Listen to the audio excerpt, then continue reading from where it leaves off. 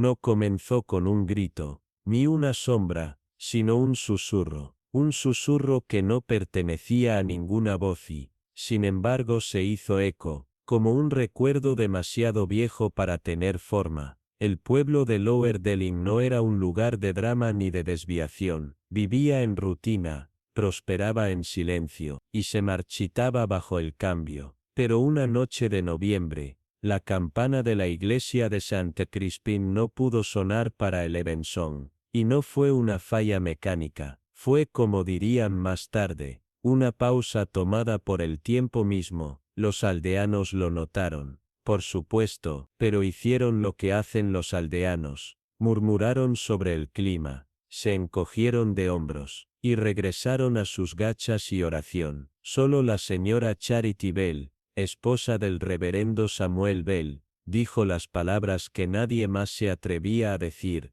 No era silencio, estaba esperando. 7 días después, el reverendo fue encontrado muerto, en la cima del campanario. No había signos de violencia, sus manos estaban dobladas cuidadosamente sobre su pecho, ojos cerrados como en oración, y su cuerpo descansaba debajo del gran rayo de madera donde la cuerda aún colgaba, balanceándose débilmente, aunque ningún viento se agitaba. En el muro de piedra detrás de él, apenas visible debajo de años de musgo y hollín, alguien o algo había rayado un mensaje con lo que parecía un clavo, o un hueso. Ella recuerda todo. Fue entonces cuando se envió la carta. Un primo de la señorita Jane Marpley, que durante mucho tiempo había servido como sacristán en Lower Delin, le escribió en una letra nerviosa: algo no está bien aquí, Jane. Se siente sin terminar. 3 días después, llegó la señorita Marpley. Vino con su calma habitual, una bufanda tejida enrollada 2 veces sobre su garganta,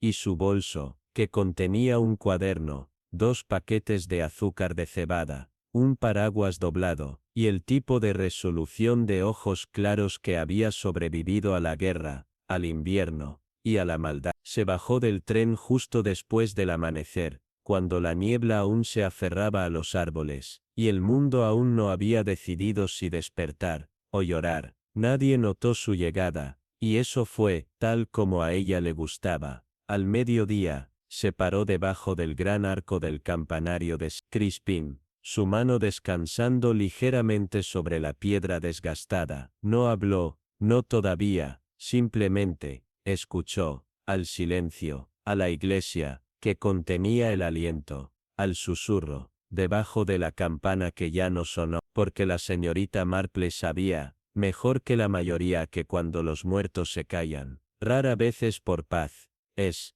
por miedo. La vicaría estaba algo separada del pueblo, enmarcada por setos de tejo, y ese tipo de silencio que hace que una casa se sienta santa, o embrujada. La señorita Marpley llegó a pie, sus botas no dejaban sonido sobre el camino cubierto de musgo. Charity Bell la saludó en la puerta con una cara como de mármol, alguna vez suave, ahora endurecida por el tiempo y la contención. No vestía de negro, solo gris, e incluso eso parecía haber sido elegido más por deber que por dolor. De nada, dijo Charity, su voz tan estable como la taza de porcelana que sostenía con ambas manos. No creo en el alboroto. La señorita Marple no dijo nada sobre la ausencia de encaje o flores de luto. En cambio notó la quietud en los movimientos de la mujer, la forma en que vertía el té como si fuera un cálculo, en lugar de un consuelo. Era un hombre tranquilo, continuó Charity, nunca uno para multitudes, o calidez. Una pausa, pero bueno, en su camino, la señorita Marpley, quien había aprendido hace mucho tiempo a leer el dolor, no en palabras, sino en lo que se evitaba, simplemente asintió. Pasó esa primera noche en el estudio del reverendo. Era una habitación pequeña, severa, cargada de textos teológicos y libros de impuestos, pero un estante se destacaba, ligeramente espolvoreado, ligeramente equivocado. Allí, en medio de una fila de volúmenes intactos, había una biografía desgastada de Santa Águeda. En su interior, cuidadosamente plegada, había una carta. El papel amarillento, la escritura a mano, inclinada y precisa. A mi hermana, si yo fuera a morir, recuerda, lo que enterramos no era verdad, fue supervivencia. Samuel Bell. La señorita Marple cerró la carta, sin decir una palabra. Cuando se la mostró a Charity a la mañana siguiente, la mano de la viuda tembló, lo suficiente como para traicionar su quietud perfecta. Él nunca habló de una hermana, dijo, nunca, pero sus ojos parpadearon solo una vez, hacia el pasillo, ese que se alineaba con armarios y puertas cerradas, que no se habían abierto en años. La señorita Marple no presionó el asunto, aún salió justo cuando la niebla rodaba desde el mar, llevando consigo el más leve sonido, como una campana forjada hace mucho tiempo, que nunca había dejado de resonar, y desde algún lugar detrás de ella, en una casa construida sobre secretos y sermones, la viuda que no lloró dejó que el té en su taza se enfriara. La vicaría era el tipo de lugar donde la memoria vivía, en el papel tapiz, grueso con patrones, desvaídos por los años, ocultando lo que nadie se atrevía a retirar. La señorita Marple había visto muchas casas así, donde cada silla tenía una historia, y cada espejo reflejaba algo tácito. Pero lo que llamó su atención no fue la edad del lugar, sino su contradicción. Un ala de la casa, el corredor norte, estaba inusualmente frío. No era correcto, frío como si cualquier calidez que una vez lo hubiese atravesado, hubiese sido desterrada hace ya mucho tiempo. La señorita Marple no hizo preguntas al personal. Las preguntas podrían sobresaltar a la verdad en su escondite. En cambio, exploró sola, mientras Charity atendía recados en el pueblo. Cerca del hogar del salón, la señorita Marple notó algo extraño, una cresta débil sobre la repisa, donde la repetición floral del papel tapiz no se alineaba. Tocó suavemente, y el yeso respondió con una respiración hueca. Al despegarse un solo borde, reveló lo que el reverendo había escondido, un receso en la pared, y dentro de él, envuelto en lino, un lienzo no más grande que una pizarra escolar. Ella lo desenvolvió con cuidado. El retrato era de una niña no mayor de 10 años, de cabello oscuro y ojos solemnes. En sus manos, sostenía una campana de plata.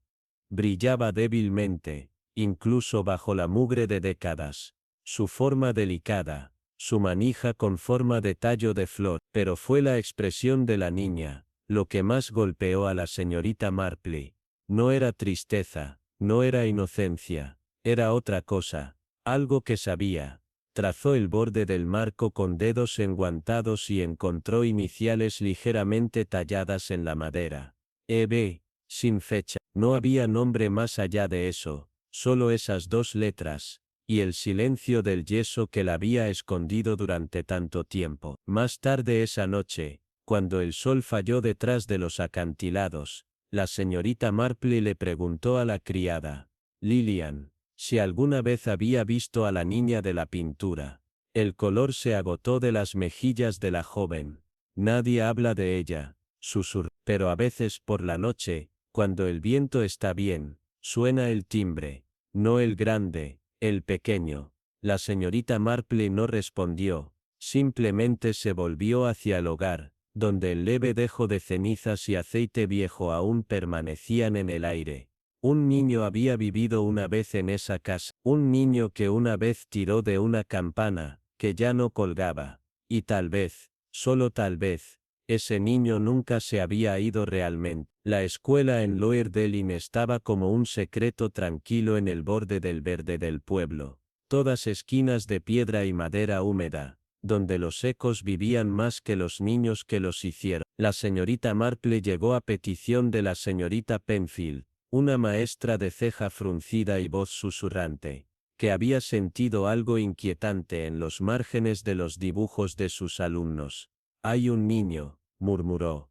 Thomas Whitby, brillante, educado, pero últimamente ha estado dibujando cosas que un niño no debería saber. Dudó, mirando sobre su hombro, como si temiera que las paredes pudieran escuchar cosas que no se han hablado en voz alta en este pueblo. Desde hace años, la señorita Marple se sentó junto a la estufa de leña mientras la señorita Penfield desbloqueaba un cajón de escritorio estrecho y sacaba una carpeta de papel. Colocó la hoja superior sobre la mesa suavemente, como si pudiera sangrar si se tocaba demasiado. El dibujo era infantil, pero inconfundible.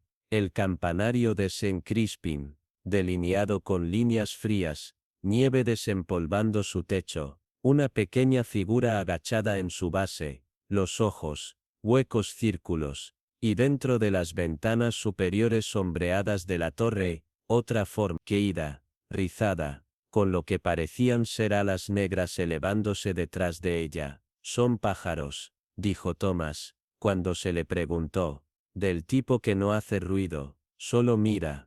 La señorita Marple estudió el boceto. ¿Alguien le contó sobre la muerte del vicario?, preguntó suavemente. No, respondió la señorita Penfield, presionando sus dedos juntos. Dibujó esto 3 días antes de que sucediera. Más tarde la señorita Marple solicitó hablar con Tom. El niño llegó en silencio, su camisa escolar abotonada hasta el cuello y una pequeña mancha de tinta en el pulgar. La miró con ojos muy amplios y reflexivos. ¿Ves cosas, no?, preguntó suavemente la señorita Marple. Thomas asintió una vez, solo a vez, cuando está lo suficientemente tranquilo. Ella se inclinó, bajando la voz justo por encima de un susurro. ¿Y qué viste en la torre, Thomas? El niño dudó, luego susurró, una niña con campana. La dejó caer. Luego, todo se detuvo. Y después de eso, un hombre subió, pero no volvió a bajar. La niña dijo algo. No, solo me miró, como si estuviera esperando que recordara algo. La señorita Marple se sentó, su expresión ilegible. Agradeció al niño amablemente, le dio unas palmaditas en la mano, y lo envió de regreso a clase. La señorita Penfield, ahora pálida, miró el dibujo. ¿Qué significa? La señorita Marple miró hacia la ventana de la escuela, donde el campanario aparecía en miniatura en el horizonte. Significa, dijo, que algunos recuerdos no se desvanecen, especialmente los enterrados en silencio. Se demoran en las grietas de lugares como este, iglesias, escuelas, casas con demasiadas puertas, y a veces, se comunican con los únicos aún lo suficientemente puros como para escuchar. Dobló el dibujo con cuidado, lo deslizó en su bolso y se levantó para irse. Se había visto algo, no imaginado, y quien lo había visto, no había sido el primero. El tren a Devon atraviesa el campo como un susurro olvidado por el tiempo. La señorita Marple se sentó en silencio junto a la ventana, viendo cómo los árboles se desdibujaban entre sí, sus manos enguantadas descansando sobre una carpeta, el libro de Santa Águeda, el dibujo de Thomas Whitby, y una copia de la carta enterrada en el estudio del vicario. 3 piezas de un rompecabezas que olía débilmente a láudano y a piedra vieja. El nombre de Abigail Bell tardó en aparecer. No figuraba en ningún registro de la parroquia bajo el nombre de su hermano, ni en los libros del pueblo de Lower Delhi, pero una breve mención en un aviso de herencia, archivado en silencio, casi con resentimiento, llevó a la señorita Marple a una casa de convalecientes privada, oculta en los acantilados de Eastmore Hill. Allí, bajo el nombre de Abigail Swan, había estado residiendo durante 17 años. La casa en sí era un lugar de paredes suaves y pasillos largos, donde el aire olía a lavanda, y el pasado solo se mencionaba con eufemismos educados. A la señorita Marple la guiaron a una terraza acristalada, con cortinas verdes, y té de la tarde en porcelana que alguna vez había sido fina. Abigail Bell se sentaba junto a la ventana, mirando no al mar, sino a su propio reflejo, como si comprobara si aún existía. Cuando la señorita Marple se presentó, la mirada de Abigail cambió lenta pero segura. Sus labios se separaron en una sonrisa, que no alcanzó sus ojos. Sabía que alguien vendría, dijo, su voz como el viento a través del hueso. Pensé que tal vez sería ella. La señorita Marple tomó asiento a su lado. ¿Ella? Abigail no parpadeó. Mi hija. No hubo dudas en la confesión, sin fragilidad, solo una claridad que llega cuando la verdad ha estado demasiado tiempo en silencio. Tenía 10 años cuando la perdí, susurró Abigail.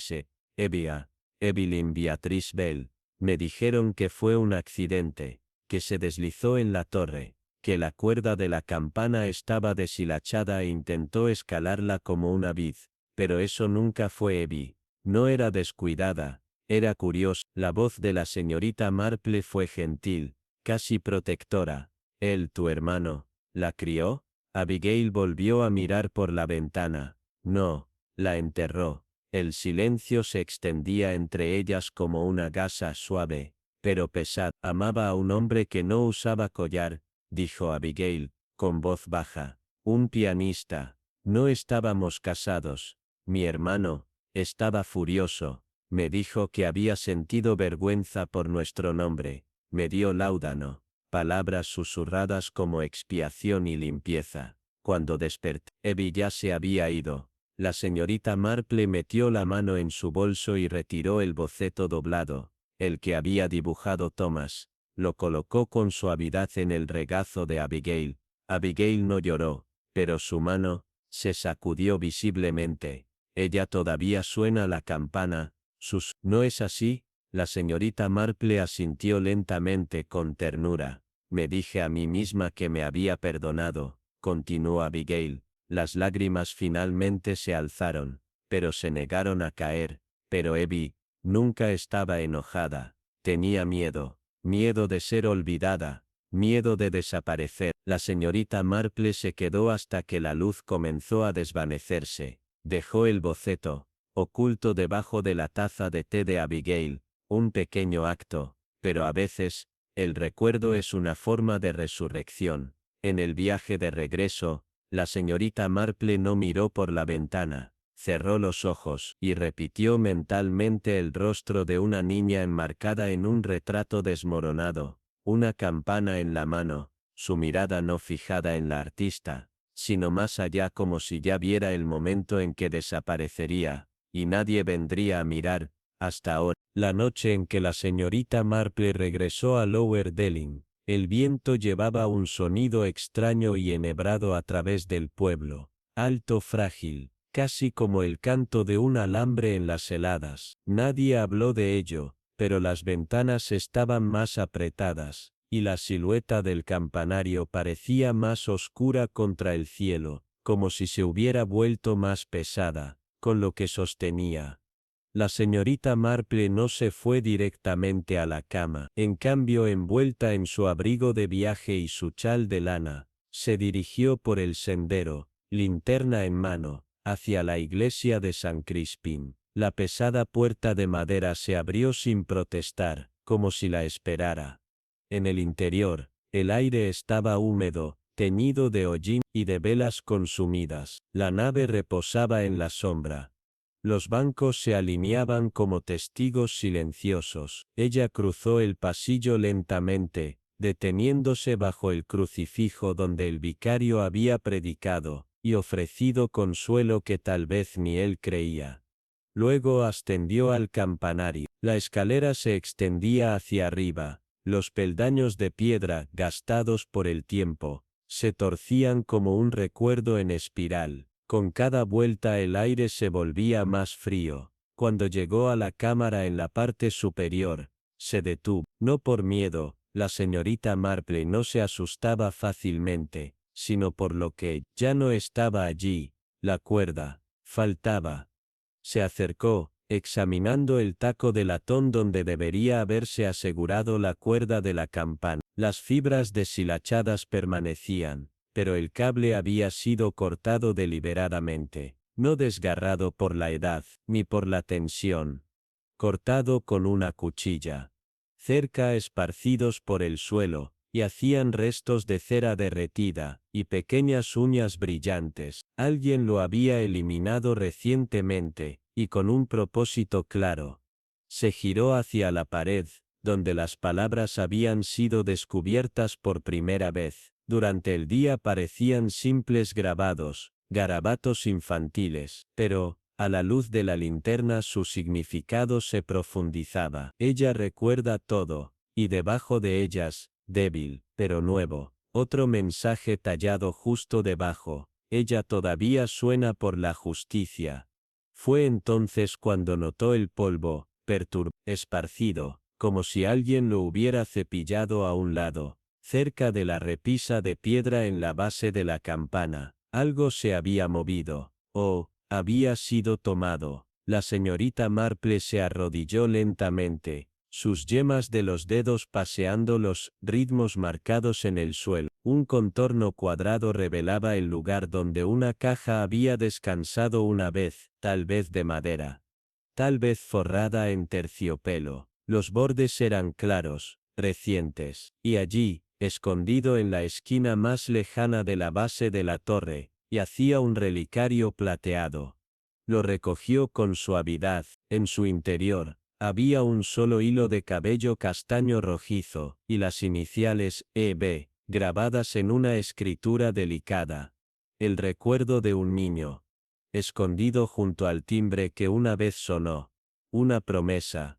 Un marcador. Y ahora, descubierto. La señorita Marple lo llevó con ella mientras descendía. Pero no regresó a la vicaría de inmediato.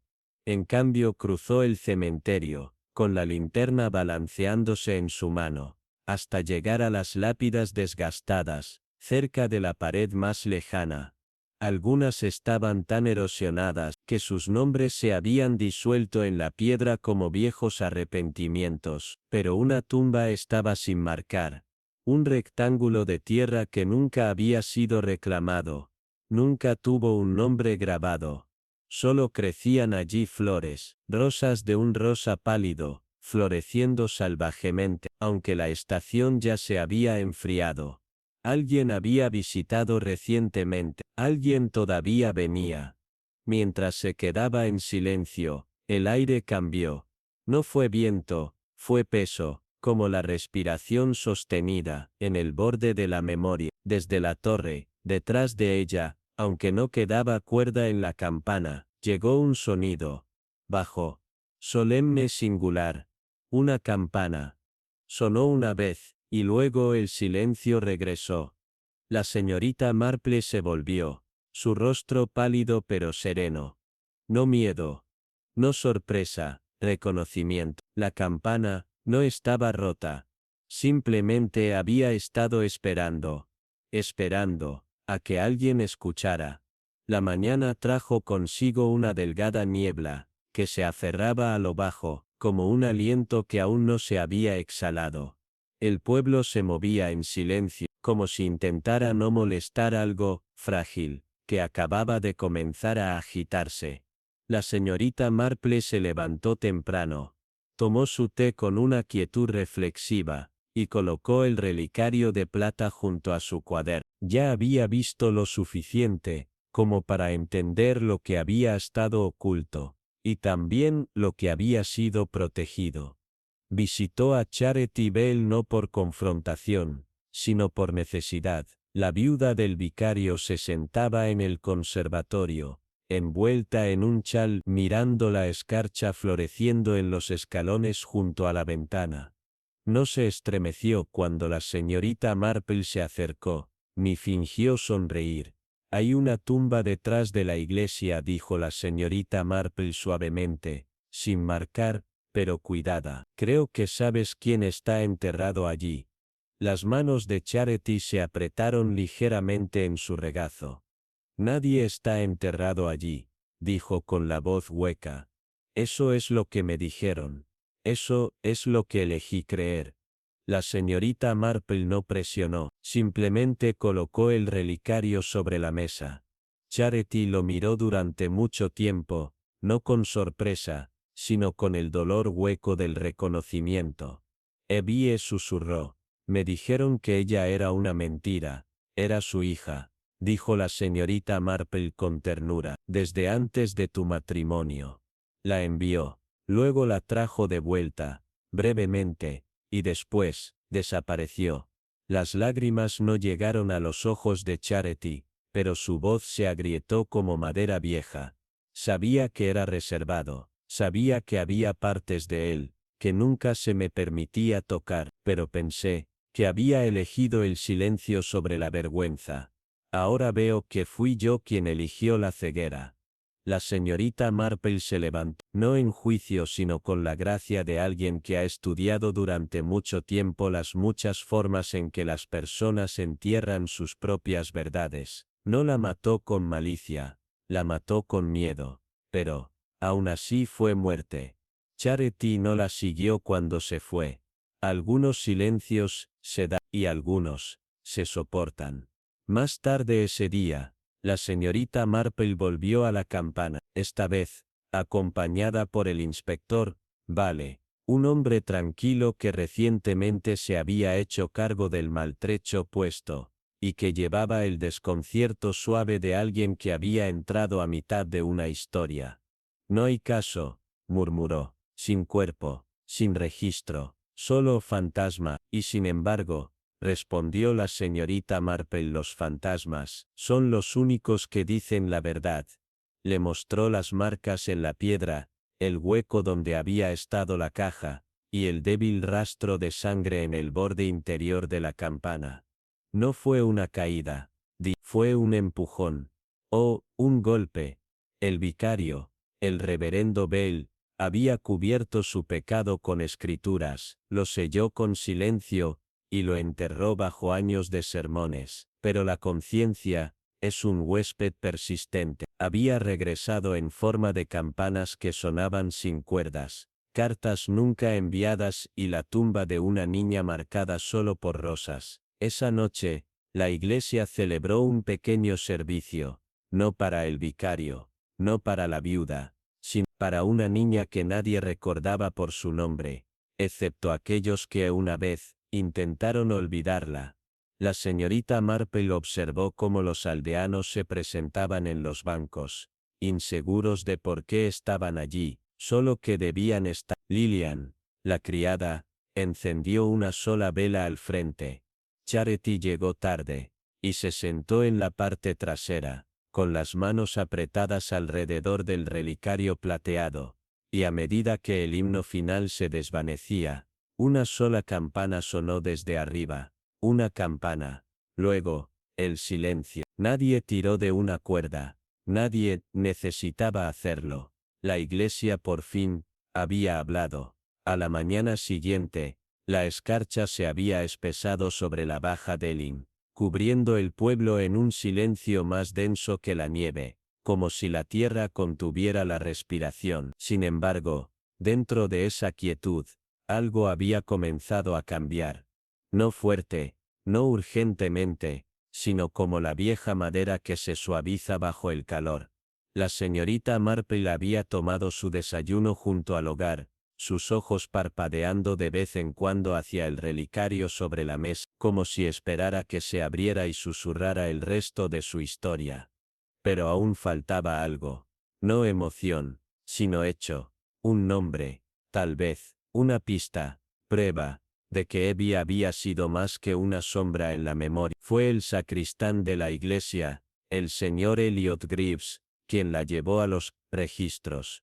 Un hombre de hombros nerviosos y disculpas constantes. Greaves había servido a menos de 3 vicarios, y a 2 obispos, pero nunca se creía realmente útil. Sin embargo, cuando la señorita Marple preguntó si la sacristía conservaba algún libro mayor privado, asintió sin dudarlo, y recuperó un libro de cuentas maltrecho, forrado en cuero verde, con el lomo agrietado como hojas secas. Las entradas personales del reverendo Bell, dijo, deslizándolo sobre la mesa de la vieja sacristía.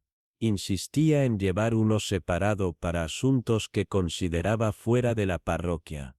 La señorita Marple giró las páginas lentamente, como si escuchara entre cada línea. Pasaron semanas de entradas, aceite para la lámpara, reparación del pasamanos del púlpito, flores para el Adviento. Y luego abruptamente un tipo diferente de anotación. Escrito en una mano inclinada. Matrícula especial, EB. 3 chelines semanalmente. La notación se repetía, a veces semanalmente, a veces de forma esporádica durante más de un año. Y luego sin aviso, se detenía, sin nota, sin ajuste, solo, ausencia. EB.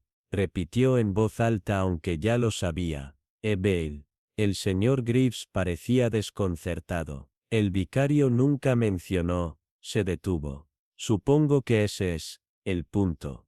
La señorita Marple cerró el libro con tranquila reverencia. Los niños, dejan rastros, dijo. Incluso aquellos que intentamos no ver. Esa misma tarde, se dirigió a la antigua escuela del pueblo. Ahora solo se usaba para reuniones dominicales y la venta ocasional de libros. El edificio había estado cerrado por 2 años, su campana oxidada desde hacía mucho tiempo, pero en su interior, en un gabinete cerrado que la señorita Marple había pedido permiso para abrir, había cajas de almacenamiento etiquetadas por año, cada una, llena de trabajos de estudiantes, registros de asistencia, y planes de lecciones. En la carpeta marcada Aula 2 la encontró. Un dibujo infantil, crayón sobre papel, una torre alta, una niña debajo de ella en rojo, con los brazos levantados, sobre su cabeza una campana, con alas, y en la esquina impreso cuidadosamente en letras de bloque desiguales, EB. Las lágrimas no punzaron los ojos de la señorita Marple. No se conmovía fácilmente al sentimiento, pero sintió el peso de esa página, como una mano colocada suavemente sobre la suya.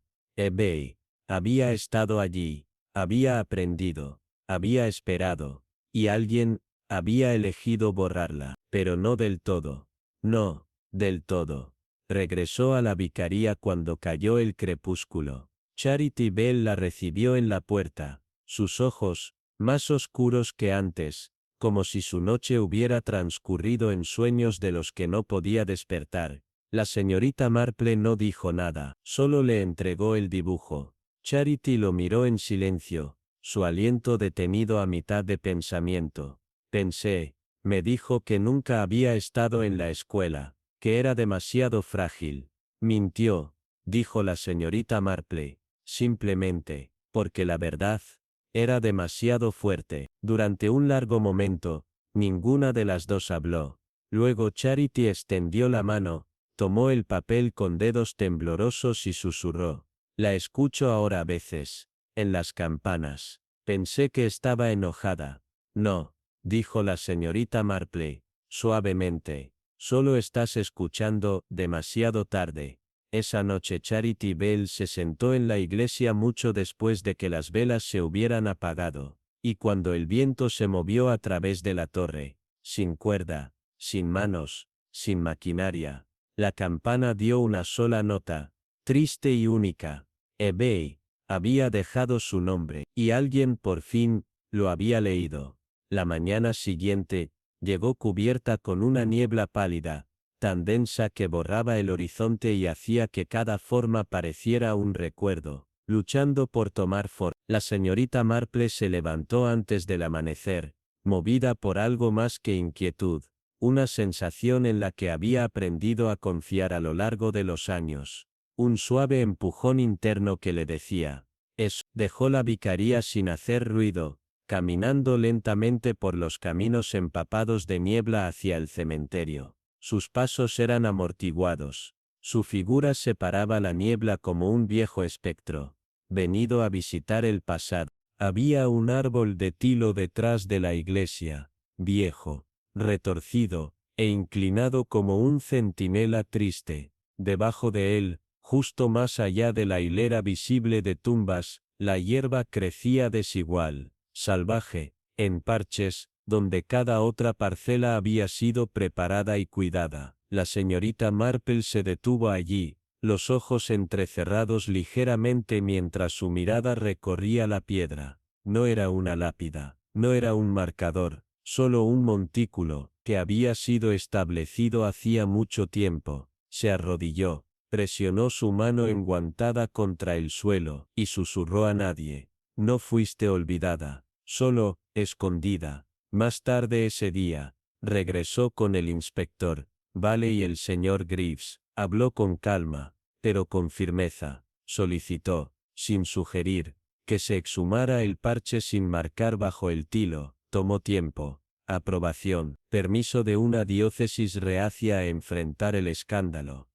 Pero la presión tranquila de la señorita Marple, combinada con las entradas del libro mayor, y el dibujo de una niña, resultaron imposibles de ignorar. Al anochecer, la tierra fue abierta. No gritó, no se resistió, solo suspiró. Los restos esqueléticos de una niña yacían acurrucados dentro de un ataúd pequeño, la madera suavizada casi hasta convertirse en pulpa, los hilos del vestido apenas aferrados a la forma, pero allí, alrededor de los delicados huesos de una muñeca, había una pequeña campana plateada, empañada y oxidada, la misma campana del retrato sobre la chimenea. Evie, ya no perdida. Charity Bell se paró junto a la tumba mientras los trabajadores se alejaban. No había hablado en toda la tarde, pero su silencio, ya no estaba apretado con negación, era hueco, como una concha, drenada de sus antiguas mentiras. La señorita Marple no le hizo preguntas. No quedaba nada que valiera la pena preguntar. Ella nació de la vergüenza, dijo finalmente, Charity, su voz no más fuerte que el viento contra la hierba. Pero murió, por secreto. No, corrigió suavemente la señorita Marple, murió por el miedo de un hombre, pero vive, porque alguien recordó su nombre. Charity asintió, lentamente. Debería haber hecho más preguntas. Quizás, dijo la señorita Marple, pero preguntar, no siempre lleva a respuestas, especialmente cuando la verdad ha sido enterrada deliberadamente. Al día siguiente, se realizó un servicio apropiado. La iglesia estaba más llena que en años, no por obligación, sino por reverencia. Algunos vinieron con flores, algunos, con culpa, algunos, con nada más que su presencia. Evie fue enterrada de nuevo, pero esta vez, no bajo un parche de tierra sin nombre. Una pequeña piedra fue tallada y colocada. Evelyn Grace Bell, diciendo, amada, recordada. La señorita Marple se paró cerca del fondo, junto al árbol de tilo. Observó mientras se cantaba el himno final, bajo, y tembloroso, a través de la vieja nave. No sonaron campanas esa noche, ninguna. Necesitaba, porque Lower Delling ya había escuchado la única campana que importaba, la que marcó el fin del silencio, y el comienzo del recuerdo. Los días que siguieron fueron tranquilos, pero no con la terrible quietud de la negación, más bien, con el tipo de silencio que llega después de que una verdad ha emergido, pesado, contemplativo, pero extrañamente limpio, como el silencio que se asienta después de que una tormenta finalmente se confiesa al mar. Lower Delling continuó lentamente con sus rutinas. La vicaría permaneció cerrada, sus cortinas corridas como si lloraran por un hombre que había vivido como dos, el reverendo que sirvió al pueblo, y el padre, que borró a su hija de la historia. Nadie habló de él con crueldad, pero tampoco con calidez. Era como si el pueblo hubiera acordado sin reunirse, que ciertos legados no deben adornarse con consuelo falso. La señorita Marple se quedó 2 días más, no por necesidad, sino por servicio. Visitó el cementerio una vez más, sola, y colocó una pálida ramita de romero junto a la piedra de Evie. Para el recuerdo, susurró, y lo decía en el sentido más antiguo de la palabra, no solo memoria, sino restauración. Charity Bell había empacado sus cosas. No hubo juicio, no hubo una investigación pública, y sin embargo, caminaba por la casa como una mujer ya condenada, no por la ley, sino por su propia y tardía comprensión. Se acercó a la señorita Marple en silencio, sus ojos más suaves ahora, sin escudos. Pensé, comenzó, que enterrarla significaba acabar con el pecado, que si nadie lo supiera, nunca habría sucedido. La señorita Marple miró con dulzura. Pero sucedió, y lo que enterramos en la oscuridad, rara vez se queda dormido. Espera, y a veces, suena una campana. Charity asintió. Dejaré este lugar, quizá, dijo la señorita Marple, pero espero, que lleves su memoria contigo, no como vergüenza, sino como penitencia. La última noche llegó como una página desvaída. El crepúsculo convirtió el mar en pizarra, y el cielo sobre los campos se extendía en largas franjas de lavanda y azul. En el borde del pueblo, la señorita Marple se paró en la plataforma de la estación, con las manos envueltas alrededor de una cálida taza de té de papel. A su lado, Thomas, el niño que había dibujado tumbas, sostenía un pequeño bloc de notas, con los dedos manchados de carbón.